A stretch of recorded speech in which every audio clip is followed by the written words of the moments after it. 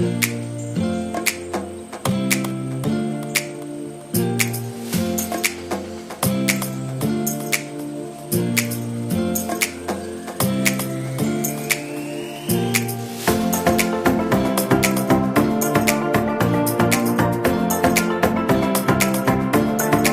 1. Listen to the telephone conversation between a student and the owner of a paragliding school and answer the questions 1 to 7. Now you have some time to read questions 1 to 7.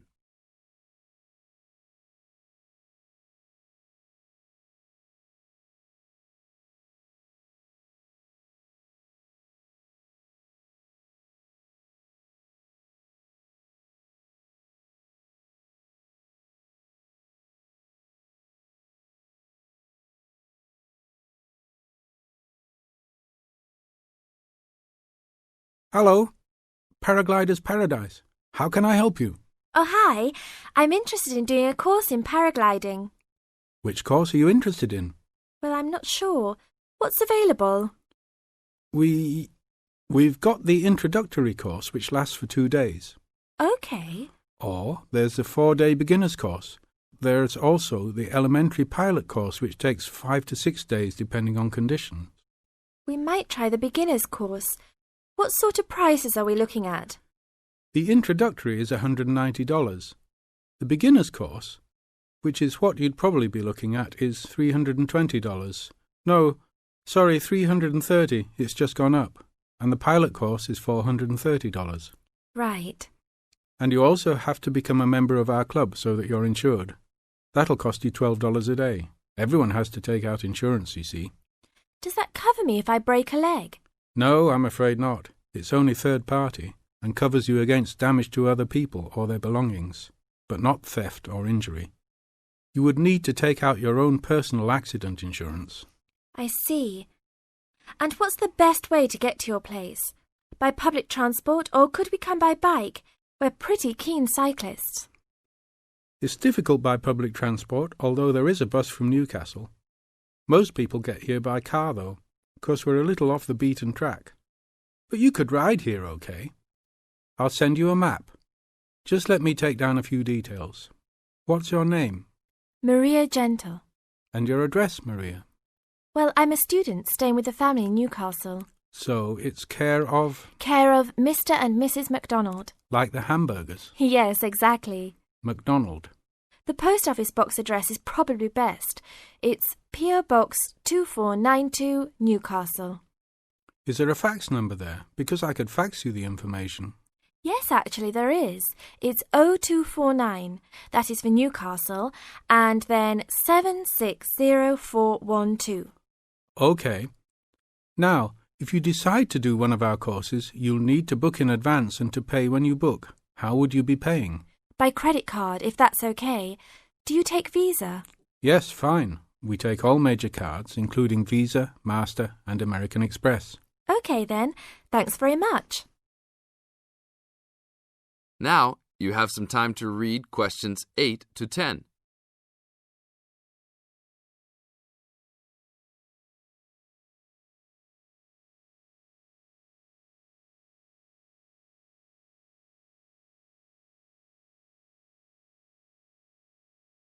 As the conversation continues, answer questions 8 to 10. Hi, Pauline. Hi, Maria. What's that you're reading? Just some information from a paragliding school. It looks really good fun. Do you fancy a go at paragliding? Sure. Do you have to buy lots of equipment and stuff? Not really. The school provides the equipment, but we'd have to take a few things along. Such as? Well, it says here, clothes wear stout boots, so no sneakers or sandals, I suppose. And clothes suitable for an active day in the hills, preferably a long-sleeve t-shirt. That's probably in case you land in the stinging nettles. It also says we should bring a packed lunch. We do not recommend soft drinks or flasks of coffee. Water is really the best thing to drink. We'd also need to bring suntan lotion and something to protect your head from the sun. Okay, that sounds reasonable. And where would we stay?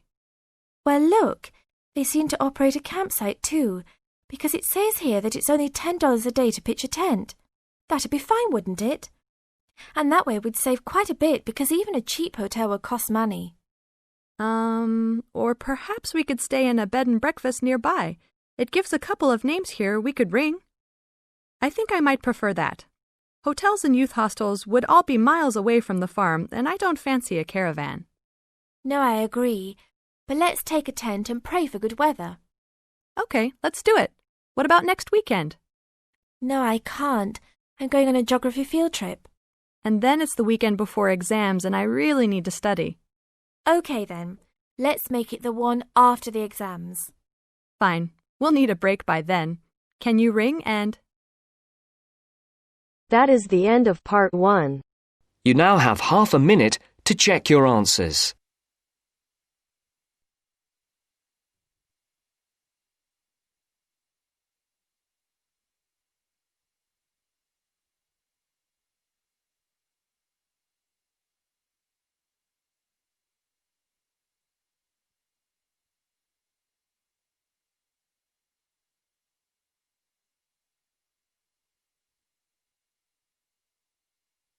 Now turns to part 2. Part 2. You will hear a phone conversation giving information about a health and fitness centre. Before you hear the talk, you have some time to look at questions 11 to 16.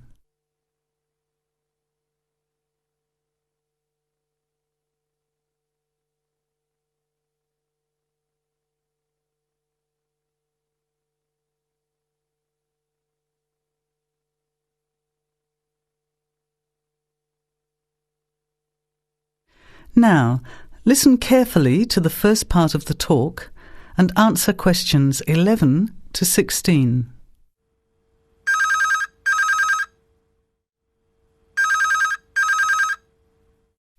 Hello?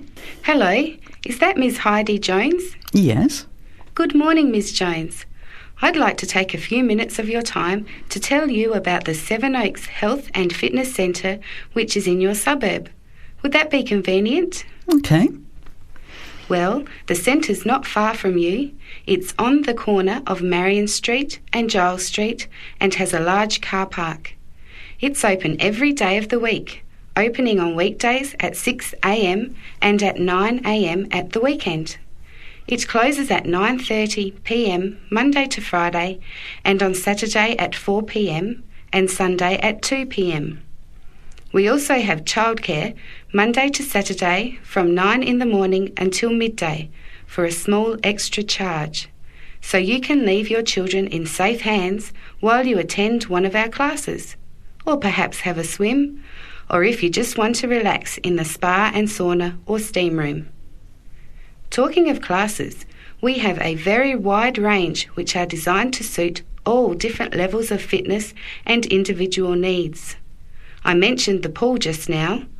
Well, in addition to swimming laps or just relaxing, we also offer aqua aerobic classes, which are 45-minute classes that use the therapeutic effects of water.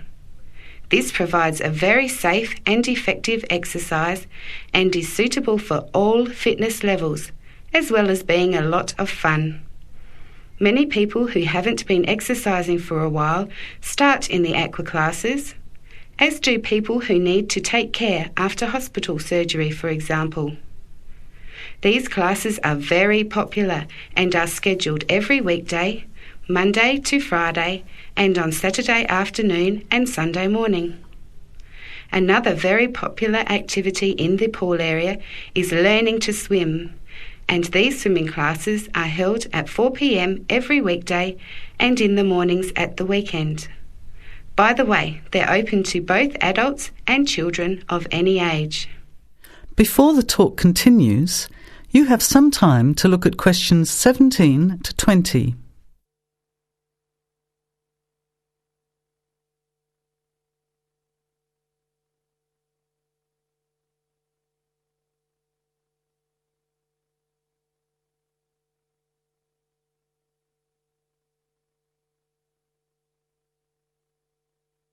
Now, as the talk continues, answer questions 17 to 20. Now, it would take too much of your time to tell you in detail about all our programs, as we have a very wide range of activities at different times. However, I'll just outline some of them. Our super circuit classes are extremely popular, and you get a good aerobic workout while toning your muscles. They're easy to learn, as you combine using hydraulic equipment with exercises guaranteed to give you a good cardio workout. The teachers are very good and there's a fun atmosphere. And the classes are very effective in assisting weight loss, relieving stress, lowering blood pressure and generally increasing fitness. Oh, and I haven't mentioned our range of aerobic and step classes of different types which suit all levels. Our specially designed aerobics room holds over 55 people, and our highly qualified and trained staff can advise you as to which class might suit you.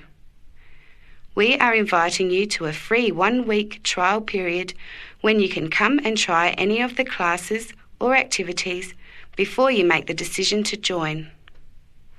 By the way, there is also a large and very well-equipped gym, where we offer free fitness assessments and you can have an individual program designed just for you. Also, the cardiovascular room has the latest range of machines which help you burn fat, increase your fitness, or just warm up. They're very popular, as you can forget all about the calorie burning by watching your favourite music videos on TV while you exercise. Right now, we have a very special new member joining fee offer, which allows 2 memberships for the price of 1, a real bargain. So if you can, bring along a friend who'd like to get fit as well in time for summer. Come along and try us out. You can meet the staff. Try out some of the classes for a week, absolutely free. And then, if you like us, sign up for only $110 each for 6 months. Thanks for taking the time to learn about the centre, and I hope we'll see you there soon, Heidi. I'll put one of our brochures in the mail for you right now. Bye for now. That is the end of part 2. You now have half a minute to check your answers.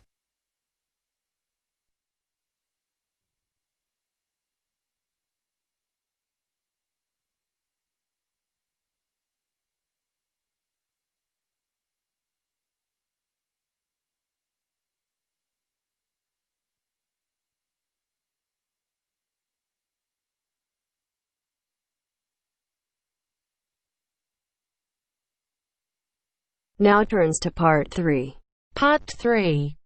You will hear a female student inquiring about changing her course. First, you have some time to look at questions 21 to 25.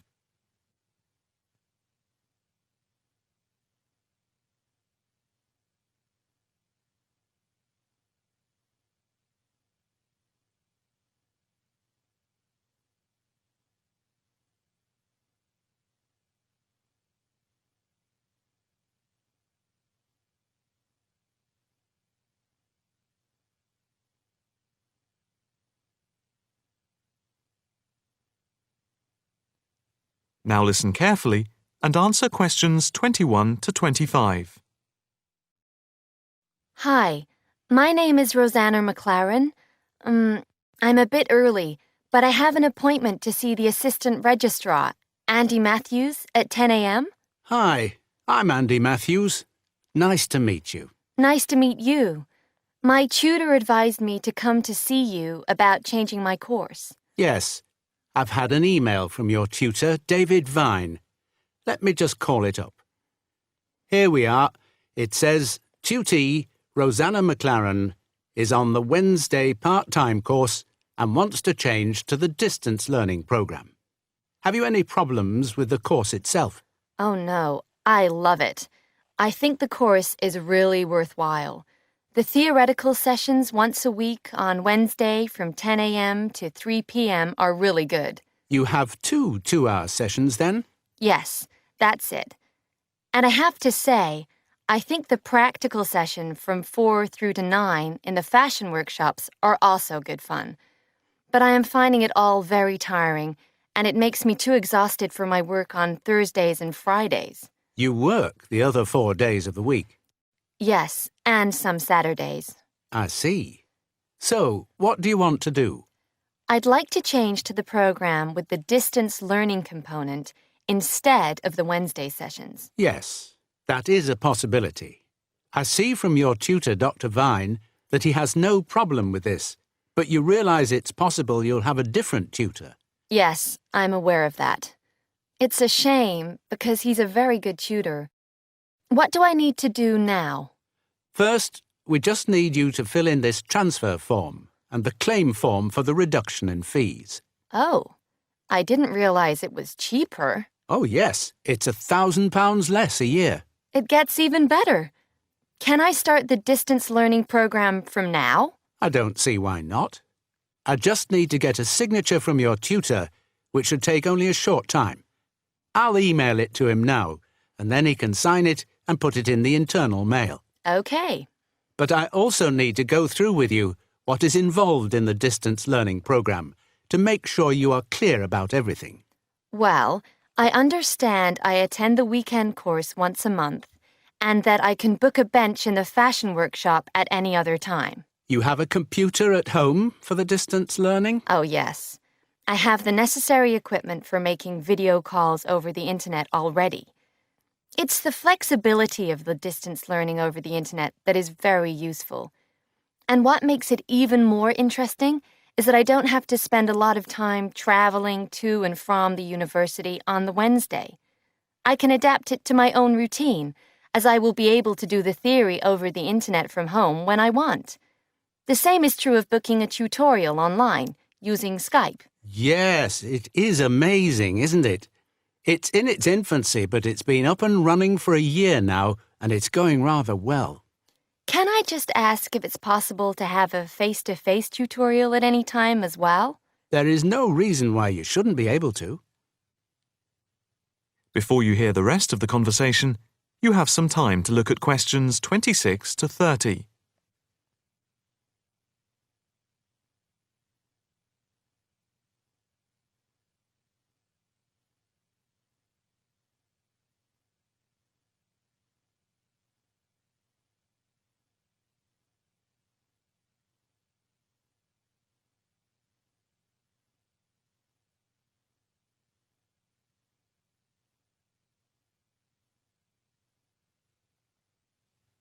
Now listen carefully and answer questions 26 to 30.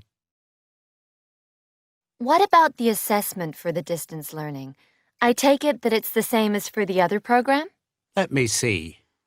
Each month you are expected to keep a written course diary and to present a seminar paper, and at the very end of the course there will be a written exam which will account for 30% of the total marks. What about the coursework? How much does it account for? The design portfolio, which you need to present at the end, accounts for 50%. I would point out just one thing, and that is that on the distance learning program, some tutors like to see the design portfolio twice each term to make sure you're on the right track. But of course you can take it in at any time to show your tutor. And as part of the assessment for the portfolio, you have to present at least one fashion item at a fashion show at the end of the course. Is there anything else? No, that's it. Thank you for all your help. No problem. Hope it all works out well for you now. That is the end of part 3. You now have half a minute to check your answers.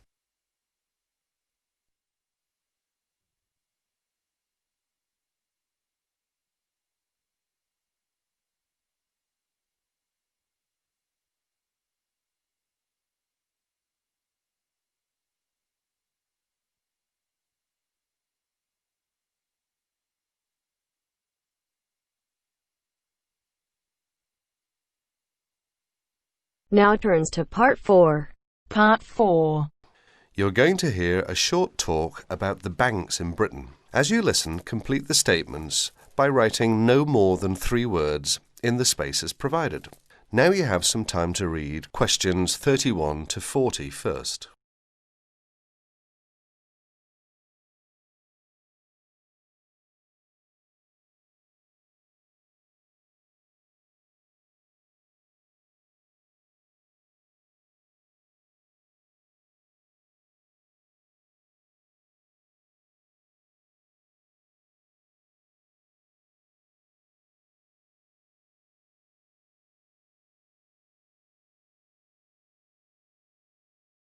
Good afternoon, everyone.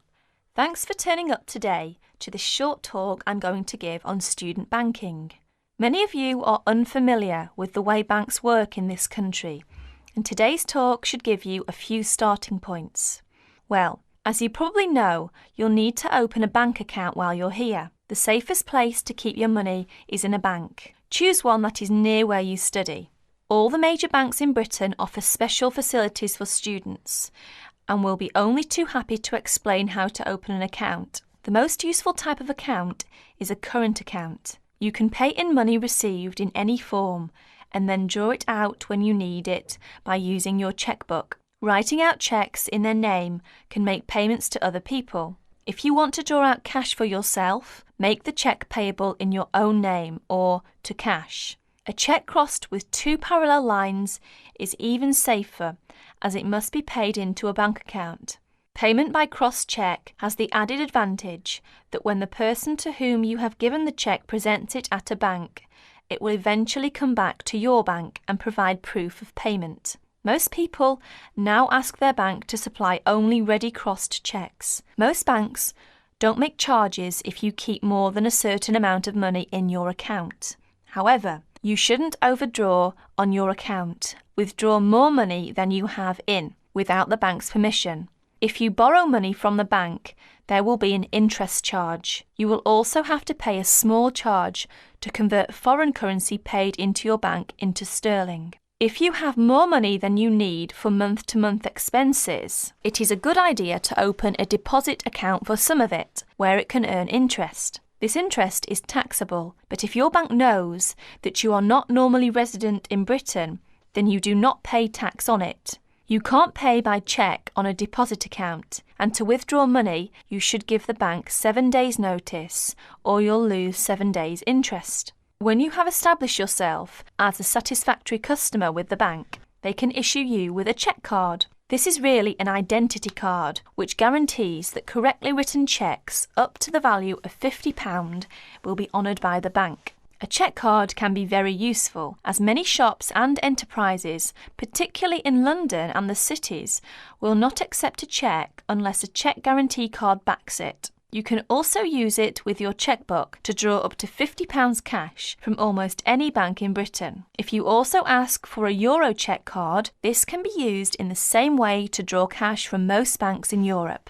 Many banks provide dispensing machines, generally set in the wall of a bank outside, where you can draw cash when the bank is crowded or closed. Provided you are a satisfactory customer, the bank can issue you with a cash card, which allows you to draw up to £100 a day. That is the end of part 4. You now have half a minute to check your answers.